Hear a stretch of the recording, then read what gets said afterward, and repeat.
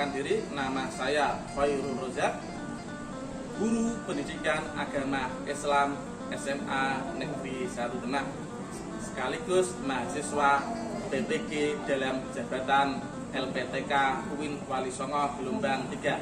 Pada kesempatan ini, Kamis tanggal 12 Januari, saya melakukan uji kinerja praktek pembelajaran kelas 12 MIPA 2 dengan materi kewajiban beribadah, bersyukur serta berbuat baik kepada sesama manusia sesuai dengan surat Luqman ayat 13 dan 14 serta surat Al-Baqarah 159. Demikian, Assalamualaikum warahmatullahi wabarakatuh. Assalamualaikum warahmatullahi wabarakatuh. Waalaikumsalam warahmatullahi wabarakatuh. Ya, ketemu lagi dengan Pak Rozak, pelajaran PAI dan Pekerti. Nah, sebelum kita memulai kegiatan pada pagi hari ini, alangkah baiknya kita memanjatkan doa dulu kepada Allah Subhanahu wa taala. Untuk itu, saya minta tolong salah satu teman di antara kalian untuk memimpin doa. Baik, sebelum kita mulai kegiatan pada pagi hari ini, marilah kita berdoa menurut agama dan kepercayaan masing-masing. Ya Allah yang Maha Kuasa, berilah kami kesehatan dan kekuatan sehingga pada pagi hari ini kita diberi kelancaran dalam menuntut ilmu dan apa yang kita dapat bisa bermanfaat. Amin. Ya, terima kasih atas doanya. Mudah-mudahan kegiatan kita pada pagi hari ini diberikan kelancaran oleh Allah Subhanahu wa taala. Sebelum saya mulai kegiatan pada hari ini, saya ingin memastikan kehadiran kalian semua. Apa ada yang izin atau sakit? Alhamdulillah, nihil ini berarti kita masih diberikan kesehatan oleh Allah untuk menuntut ilmu di SMA 1 Demak itu ya, dalam keadaan sehat. Untuk itu, mari kita syukuri dengan menuntut ilmu secara sungguh-sungguh. Nah, pada pagi hari ini Pak Rozak akan masuk kepada materi yang pertama di dalam semester 2, yaitu kewajiban beribadah dan bersyukur kepada Allah serta berbuat baik sesama sesuai dengan surat Luqman ayat 13 dan 14 serta Al-Baqarah ayat 83. Itu tema materi kita. Nah, sebelum kita memulai kegiatannya, tentunya kita butuh kontrak belajar supaya apa? Selama pembelajaran ini tidak ada hal-hal yang tidak kita inginkan. Maka baik saya maupun kalian harus mengacu pada kontrak belajar. Yaitu yang pertama adalah harus saling menghormati dan menghargai satu dengan yang lainnya. Yang kedua, ketika berbicara adalah angkat tangan terlebih dahulu. Yang ketiga, menggunakan bahasa yang sopan dan bahasa Indonesia selama di dalam kelas atau di lingkungan sekolah. Ini kontrak belajar yang kita sepakati untuk memastikan dan butuh komitmen kita semua supaya proses pembelajaran ini menyenangkan, lancar dan tidak ada masalah. Nah, pada kesempatan pada pagi hari ini, tujuan pembelajaran kita yang pertama adalah peserta didik mampu menganalisa hukum bacaan dan makna yang ada di dalam surat Luqman ayat 13 dan 14 serta Al-Baqarah 83 dengan baik dan benar.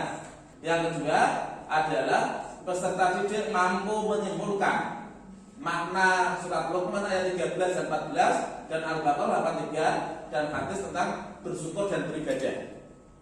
Yang ketiga, peserta didik mampu mendemonstrasikan bacaan surat Luqman ayat 13 dan 14 dan Al-Baqarah 83 serta hadis yang terkait dengan baik dan benar. Inilah tujuan pembelajaran pada pagi hari ini, sehingga bisa kita ketahui inilah yang kemudian kita pelajari selama ke depan mata pelajaran PA ini. Nah, ini yang peta konsep dari materi kita. Yang pertama ini memahami bacaan Al-Quran surat Luqman tadi dan Al-Baqarah 83. Bagaimana kita bisa memahami? Berarti kita harus yang pertama adalah cara menganalisis isi kandungan surat Luqman. Bagaimana sebenarnya apa sih konteks yang ada di dalam surat Luqman ayat 13 dan 14 tersebut, ya? Dan tentang kewajiban beribadah. Kenapa kita diperintahkan untuk beribadah, ya kan? Kenapa kita diwajibkan? Kenapa kita harus bersyukur kepada Allah Subhanahu wa taala? Yang kedua, menjelaskan perilaku, ya. Bagaimana seseorang itu dapat dikatakan beribadah kepada Allah atau beribadah dan berbuat kepada sama manusia dilihat dari perilaku yang mencerminkan dalam kehidupan sehari-harinya, baik dalam konteks di lingkungan masyarakat, di sekolah, di kelas dan seterusnya. Yang ketiga adalah kita apa sih yang kemudian kita dapatkan atau hikmah apa yang kita dapatkan di dalam mempelajari surat Luqman ayat 13 dan 14. Yang keempat adalah mendemonstrasikan bacaan. Nanti saya minta kalian juga mendemonstrasikan bacaan secara bersama-sama. Nah ini sebelum kita mulai yang hijau, inilah surat Luqman ayat 13 dan 14 ya. Untuk itu saya minta untuk dibaca secara kolektif atau secara bersama-sama satu kelas. Nanti baru saya minta perwakilan untuk membaca ini. Ya. Ayo kita awali dengan bacaan ta'awudz terlebih dahulu ya. A'udzu billahi minasyaitonir rajim. Bismillahirrahmanirrahim. Wa idh qala Luqman libnihi wa huwa ya'iduhu ya bunayya la tusyrik billah inna syirka zulmun adzim wa wassayna al-insana biwalidayhi hamalatuhu wahnan ala wahnin wa fisaluhu fi amaini an ishkur li wa liwalidayhi ilayal masir.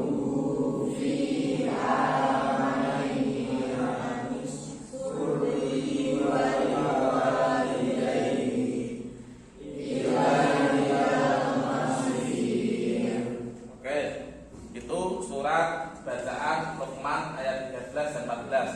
Silakan kalau ada yang mau membaca surat Luqman ayat 13. Siapa? Oh ya. Saya Pak. Ya. Ya, silakan. Mas dibaca. A'udzu billahi minasyaitonir rajim.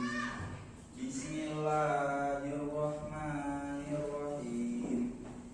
Wa idh qala Luqman libnihi wa huwa ya'iduhu ya bunayya la tusyrik billah inna syirka la dzulmun adzim wa wassaynal insana biwalidayhi hamalathu ummuhu wahnan ala wahnin wa fisaluhu fi amaini anishkur li wa liwalidayk ilayyal masir. Oke. Bagus. Sekarang surat Al-Baqarah 83. A'udzu billahi minasyaitonir rajim. Bismillahirrahmanirrahim. Wa idh akhadna mitsaqa bani Israila ta'buduna illallah wa bil walidayni ihsanan wa dhil qurba wal yatama wal masakin wa qulil nasi husnan wa aqimus sholata wa atuz zakata thumma tawallaytum illa qalilan minkum wa antum mu'ridun. Oke, untuk surat Al-Baqarah 83, siapa yang membaca? Oh ya, silakan Mas. A'udzu billahi minasyaitonir rajim. Bismillahirrahmanirrahim.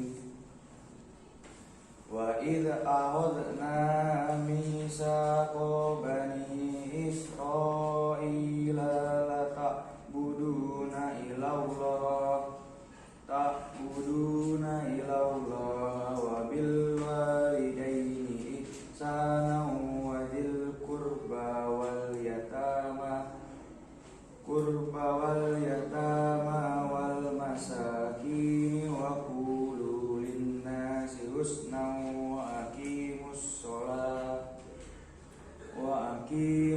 sholata wa atuz zakah summa tawallaitum illa qalilan minhum wa antum muqridun. Oke, bagus. Nah, kita ini, jadi sedikit saya jelaskan surat Luqman 13 ini. Jadi dalam surat Luqman ayat 13 dan 14 itu menjelaskan bagaimana nasihat dari orang tua kepada anak. Ini khususnya adalah Luqman. Jadi nama Luqman ini cukup diabadikan di dalam Al-Quran. Bukan nabi dan bukan rasul, tapi memiliki keistimewaan tersendiri. Jadi punya ilmu hikmah yang selalu menasihati kepada anaknya. Karena nasihat dari orang tua kepada anak itu bagian daripada tanggung jawab untuk bagaimana anak ini kepada jalur jalan yang benar. Ya, nah ada kata-kata ini, ya, la tusrik, ya, la tusrik ini yang paling diperhatikan oleh orang tua itu bagaimana menanamkan nilai-nilai agama. Ya, jadi sejak kecil memang anak perlu pembiasaan, ya, pada materi agama. Ya, jangan sampai ini la tusrik, ya. La tusrik itu apa? Jangan sampai anak itu berani menyekutukan. Ya. Maka ini yang perlu jadi perhatian nasihat orang tua kepada anak. Perhatikan ada dua gambar yang kontraproduktif, ya. Yang satu menunjukkan ini, yang satu ini. Siapa yang mau memberikan komen dan pandangannya terhadap kedua gambar ini? Silakan. Iya. Itu kan yang ada terdapat dua gambar. Ya. Yang satu itu gambar anak pang dan yang satu adalah gambar anak kecil mengaji. Kalau berkaitan dengan surat Luqman tadi, yang gambar anak pang itu mungkin jauh dari didikan orang tua dan tidak mendapat nasihat dari orang tua. Dan kalau gambar yang satunya lagi itu mungkin mendapat didikan yang baik dari orang tua, mendapat nasihat baik dari orang tua, dan orang tua memberikan contoh-contoh yang baik pada anaknya untuk terus mendalami ilmu agama dari kecil. Ya. Kalau kita melihat gambar ini memang bertolak belakang, ya, kontraproduktif. Yang satu ini yang kita ketahui dalam komunitas anak pang, ya kan? Mestinya anak pang ini juga berhak dan bisa gambar seperti ini manakala ada sentuhan-sentuhan, ada nasihat dari orang tua, ya. Maka ini ketika anak tidak mendapatkan sentuhan, tidak pernah mendapatkan nasihat, maka ini anak akan menjadi bebas, ya, atau bahasa lebih liberal, ya, sesuka dan padahal tidak bisa. Maka ketika orang tua itu memberikan nasihat yang benar kepada anaknya, pendidikan agama yang tepat, maka ini, ya kan, mengaji. Ini kan sesuai dengan la tusrik, mengenalkan anak pada Allah, pada Tuhan. Ya, melalui seperti ini. Oke. Yang kedua, siapa yang mau mengomentari? Oke, silakan Anda.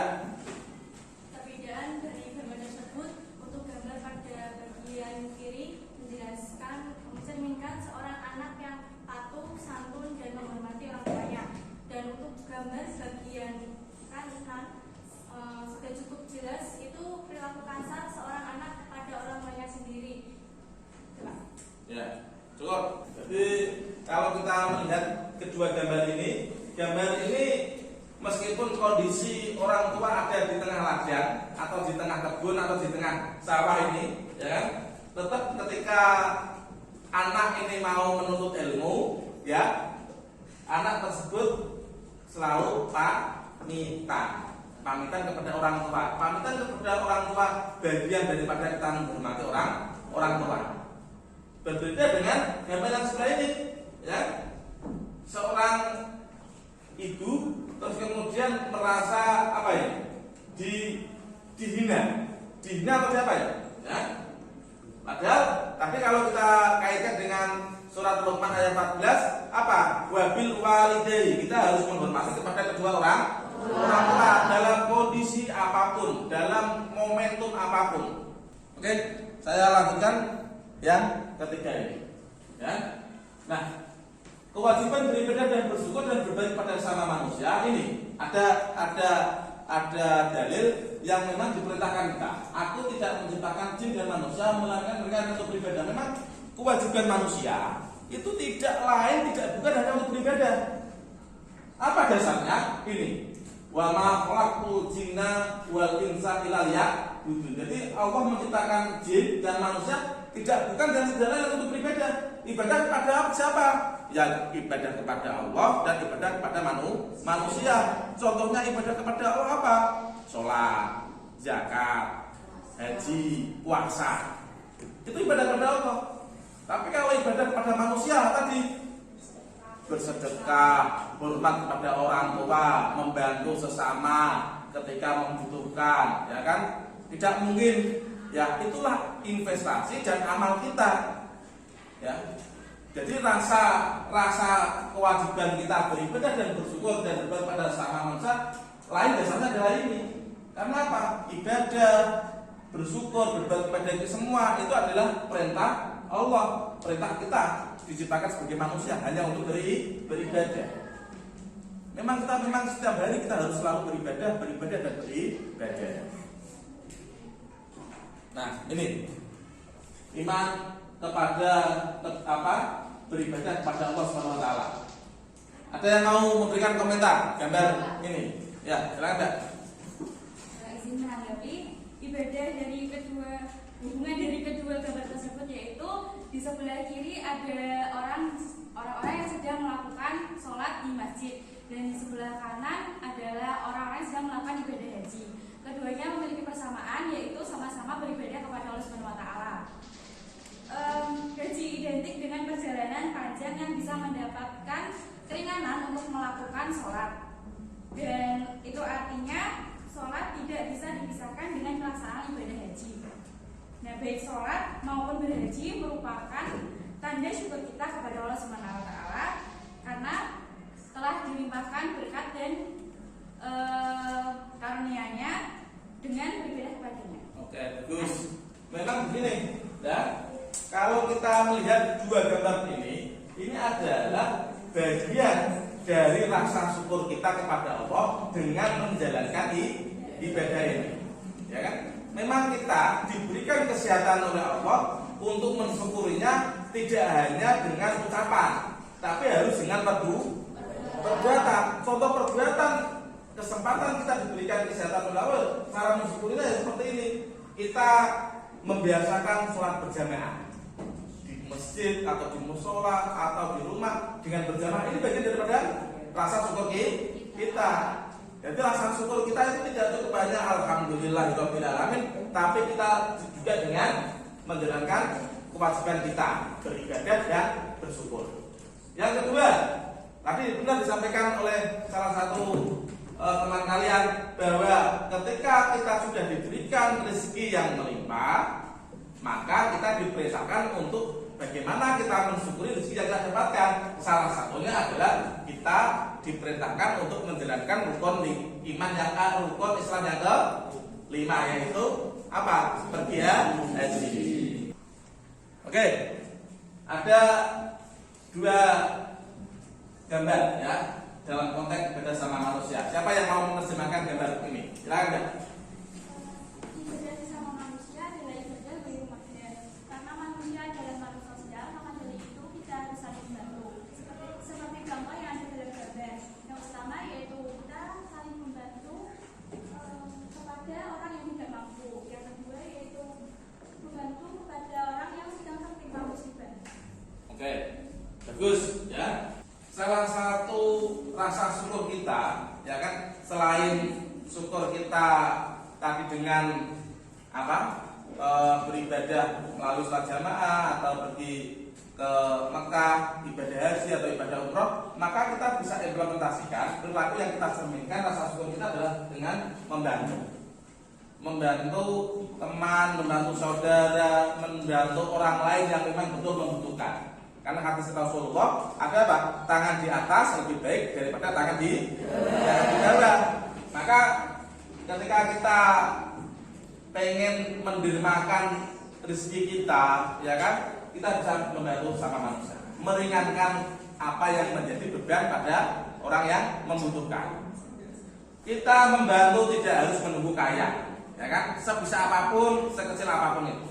Yang kedua ini, kita lihat, ya kan, ada para relawan, ya, para relawan ini dari relawan Banser, ya, ini membantu karena kemarin kita ketahui awal bulan tahun 2023 kemarin terjadi banjir di mana-mana. Hampir 14 kecamatan di Kabupaten Demak banyak mengalami musim kebanjiran, ya. Maka secara sukarela, secara ikhlas ini apa ya? Berempati untuk membantu korban banjir, ya, dengan melakukan proses evakuasi. Ya, ini namanya, ini syukur kita membantu dan mengimplementasikan syukur kita tidak harus memberikan uang. Tenaganya juga bisa, ini kan tidak materi. Ini kan tenaga. Jadi bagaimana cara kita melakukan rasa syukur ini tidak harus dengan materi. Dengan cara ucapan bisa, dengan ucapan yang baik itu bagian daripada implementasi rasa syukur. Dengan tenaga. Kita tidak punya uang Pak, dengan tenaga. Tidak punya uang dan punya tenaga Pak, pikiran, ya kan? Dan seterusnya. Ini bisa. Nah, bagaimana sih ciri-ciri dari orang yang beribadah dan bersyukur? Kan kita melihat bagaimana sih Pak ciri-ciri dan indikatornya. Yang pertama adalah ikhlas. Apa itu ikhlas? Ada yang mau menjelaskan? Ya, silakan Mas. Izin menanggapi apa yang dimaksud ikhlas. Ikhlas merupakan suatu perbuatan merelakan yang kita anggap baik dengan harapan mendapat ridho dari Allah. Dan menurut Islam, ikhlas merupakan suatu suasana kewajiban motivasi batin yang menuju ke arah kebaikan dan menjauhi yang buruk. Oke, terus orang itu dikatakan ikhlas itu apa yang dikerjakan tidak diingat-ingat. Maka ketika kita menjalankan segala sesuatu, baik itu ibadah kepada Allah, baik itu ibadah kepada sama manusia, harus dengan rasa ikhlas. Tidak boleh ada rasa paksaan atau rasa ada pamrihnya. Oh, saya biar dilihat oleh orang tua, oh saya ingin dilihat oleh guru atau seterusnya. Sendiri tanpa ada pamrih itu namanya ikhlas. Oke. Ciri yang kedua adalah sabar. Bagaimana yang kamu ketahui, yang kalian ketahui tentang sabar? Ya, silakan yang mau menjawab. Oh, ya, silakan. Ya, menurut saya sabar itu adalah tindakan untuk menahan diri dari hal-hal yang ingin dilakukan dan menahan diri dari emosi dan bertahan serta tidak mengeluh pada saat sulit. Nah, contohnya itu pada kehidupan sehari-hari mungkin dari di sekolah kita mendapatkan nilai yang buruk, tapi kita sadar bahwa itu kesalahan kita sendiri, jadi kita harus bersabar. Oke, bagus. Kita itu di samping ikhlas juga harus sabar. Ya, untuk mencapai sebuah proses yang kita inginkan tentunya butuh proses kesabaran. Kalian tahu sejarah Sunan Kalijogo? Ya? Sejarah Sunan Kalijogo untuk menjadi sunan dan menjadi waliullah, Sunan Kalijogo harus menunggu tongkat di pinggir kali yang tidak tahu kapan berakhir datangnya sang pemilik tongkat ini. Rumusnya apa? Sabar. Maka untuk menjadi beribadah kepada Allah itu kita harus melakukan dengan selain ikhlas juga harus sabar. Ya. Apa yang kemudian hikmah yang kita dapatkan dari manfaat beribadah bersyukur dan berbuat kita sama manusia? Yang pertama adalah tentunya yang pertama mendapatkan keberkahan dari setiap rezeki yang kita terima. Ya.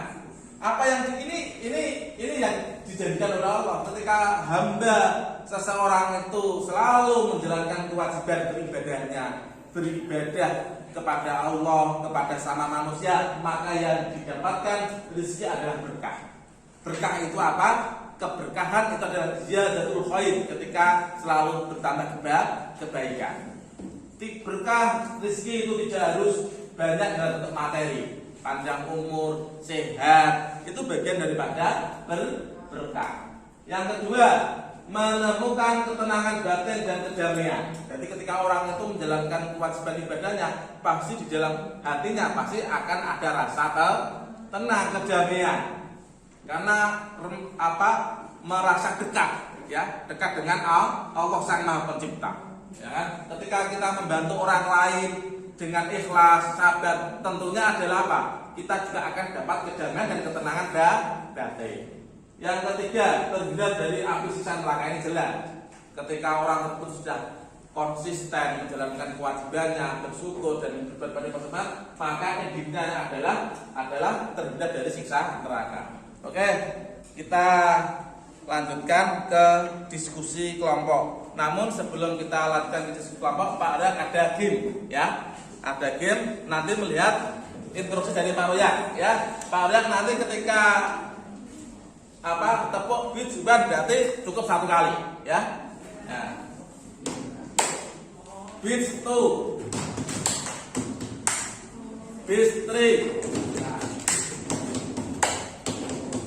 Berarti 3 kali untuk menambah semangat kita belajar pada pagi hari ini. Oke, kita mulai. Tepuk beat 1, beat 3, beat 2. Oke, kita kasih aku semua.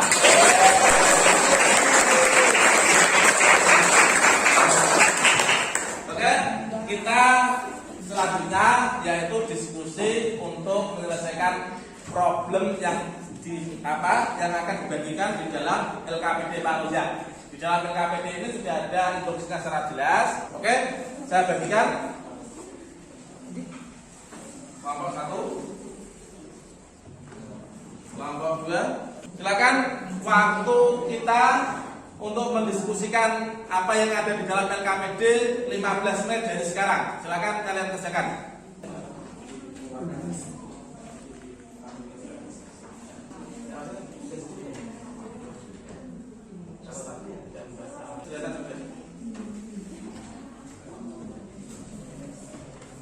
Oke, cukup ya? Oke, kita saatnya untuk mendemonstrasikan hasil kerja kelompok kalian. Silakan, saya minta kelompoknya untuk mendemonstrasikan hasil diskusinya. Silakan, Mas Bayu. Assalamualaikum warahmatullahi wabarakatuh. Waalaikumsalam warahmatullahi wabarakatuh. Berdirinya kami di sini untuk mempresentasikan hasil diskusi dari kelompok kami yang telah kami pelajari. Sebelumnya, izinkan kelompok kami memperkenalkan diri terlebih dahulu. Saya Indra Behu Krisna selaku juru bicara, juga sebagai presentator di kelompok kami. Ada juga rekan tim saya yaitu Nadia Wahyu, Rehan Abian Noval, Deswita dan Isnati Wissamara. Nah, kami berdiri di sini akan mempresentasikan mengenai analisis mengenai anak pang. Nah, kita tahu bahwa di Indonesia maraknya anak pang itu sangat membuat onar ya di jalanan. Nah, kita harus tahu apa itu anak pang. Anak pang merupakan gerakan sekelompok anak muda yang memiliki kebebasan mengeluarkan inspirasinya sendiri, ekspresi dengan gaya sendiri yang disebut gaya punk atau metal. Nah, latar belakang anak punk bisa terjerumus dalam sekelompok ini atau komunitas ini ada beberapa faktor. Yang pertama yaitu mereka menjadi anak punk karena kondisi ekonomi keluarga yang berkurang. Yang kedua, tidak harmonisnya hubungan antara keluarga satu sama lain. Dan ketiga, tidak memiliki sumber ekonomi. Jadi mereka mencari sumber ekonominya sendiri-sendiri di jalanan. Ada yang ngamen, mengemis, dan ada yang lain. Nah, kaitannya anak pang dengan Quran surat Al-Luqman atau Al-Baqarah itu saya ambil dalam surat Al-Baqarah saja. Mereka tidak mendengarkan perkataan orang tua. dan selalu membangkang jika diberitahu kepada orang tuanya. Ini berkaitan dengan surat Al-Baqarah yang ditunjukkan bahwa kita harus berbakti kepada kedua orang tua kita, harus mendengarkan apapun kata mereka. Nah, sedangkan anak pang sangat bertolak belakang dengan surat Al-Baqarah tersebut. Jadi demikian presentasi kelompok kami. Jika ada pertanyaan yang ingin disampaikan, silakan ditanyakan. Saya bertanya, apakah anak itu termasuk dalam masalah sosial? Terima kasih. Terima kasih Mbak atas pertanyaannya. Ada lagi yang ditanyakan? Jika tidak ada, saya akan menjawab pertanyaan dari Mbak Indah. Mbak Indah tadi kan bertanya mengenai apakah anak pang termasuk dalam masalah sosial. Ya benar, anak pang termasuk dalam masalah sosial karena mereka anak-anak pang suka mengganggu orang yang berada di jalanan, mengganggu mereka dan membuat onar. Karena mereka lebih mementingkan solidaritas dengan temannya daripada mendapat kasih sayang dan pendidikan di masa depan. Karena kasih sayang atau perhatian dari orang tuanya, mereka tidak mendapatkan itu. Jadi mereka menghabiskan waktunya dengan teman-teman dan lebih mempererat pertemanan atau solidaritas dengan teman, jadi tidak memikirkan masa depan mereka. Demikian presentasi dari kelompok kami. Jika ada salah-salah kata, mohon dimaafkan. Wassalamualaikum warahmatullahi wabarakatuh. Terima kasih Apros.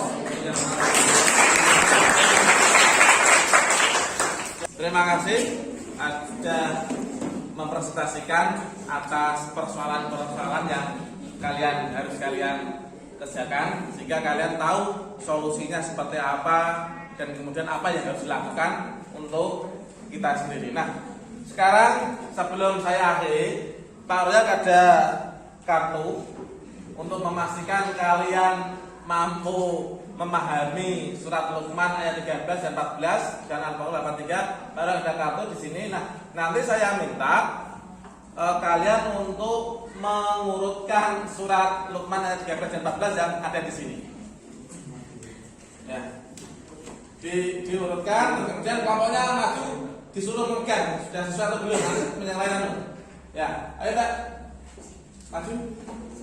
Ya. Nah, surat mulai dari yang Luqman ayat 13 dan 14 yang sini. Ya. Nah, ini kalau kelompok ini berhasil mengidentifikasi berarti sudah bisa dipahami surat Luqman dan Al-Baqarah 83. Oke, coba ditujukan, ya. Ya. Coba dibaca Mas dari sana. A'udzu billahi minasyaitonir rajim. Bismillahirrahmanirrahim. Wa idh qala Luqmanu li ibnihi wa huwa ya'iduhu ya bunayya la tusyrik billah innasyirka la dzulmun 'adzimun wa wasaynal insana biwalidayhi hamalathu ummuhu wahnan 'ala wahnin wa fisaluhu fi 'amayn an ishkur li wa liwalidayhi ilayyal masir. Sadaqallah. Kasih aplaus dari Tafsir tujuan pembelajaran kita membaca, memahami, menganalisa sudah bisa dipahami semua ya. Nah, tiba saatnya saya minta untuk kita melakukan refleksi atas apa yang sudah kita kerjakan pada pagi hari ini. Siapa yang mau refleksi? Ya udah, silakan. Di sini saya akan memberikan penyampaian refleksi yang telah disampaikan oleh materi yang telah disampaikan oleh Bapak Rojak dan juga beberapa tanggapan dari teman-teman. Setelah pembahasan tentang materi kewajiban beribadah dan bersyukur kepada Allah serta berbuat baik sesuai Quran surat Luqman ayat 13 sampai 14 dan Quran surat Al-Baqarah ayat 83, saya dapat ambil refleksinya, yaitu sebelum membahas materi ini saya belum tahu apa-apa hubungan antara materi dengan Quran surat Luqman ayat 13 sampai 14 dan Quran surat Al-Baqarah ayat 83.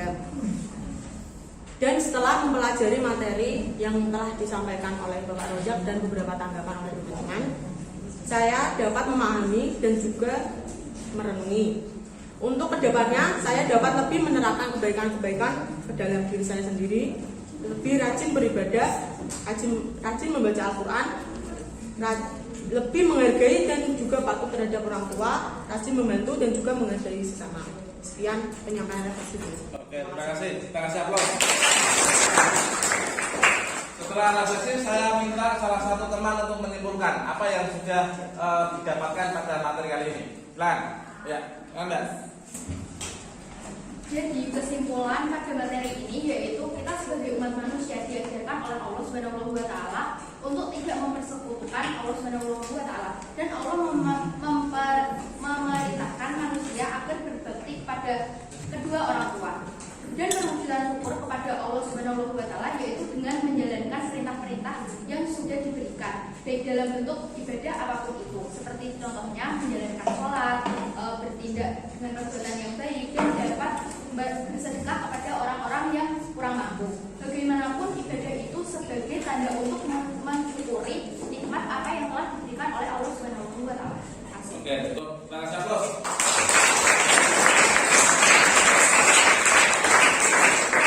Sebelum selesai, Pak Liak ingin mengetahui dan memastikan melalui uji pengetahuan, ya, kuis, ya. Silakan dikerjakan kuis yang sudah saya bagikan di grup Telegram masing-masing, dibuka, kemudian kalian kerjakan, waktunya 5 menit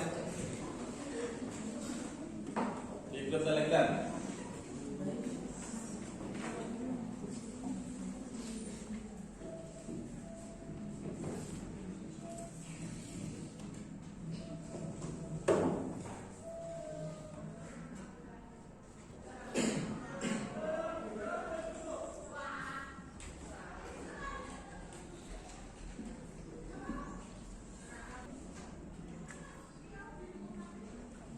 Sudah selesai kuisnya? Ya, oke. Untuk itu sebelum kita mengakhiri, mari kita baca hamdalah bersama-sama. Alhamdulillah. Amin. Sampai ketemu nanti minggu depan, tetap jangan lupa belajar pada materi surat Luqman ayat 13 dan 14 dan Baqarah 83. Kita akhiri. Assalamualaikum warahmatullahi wabarakatuh. Waalaikumsalam warahmatullahi wabarakatuh.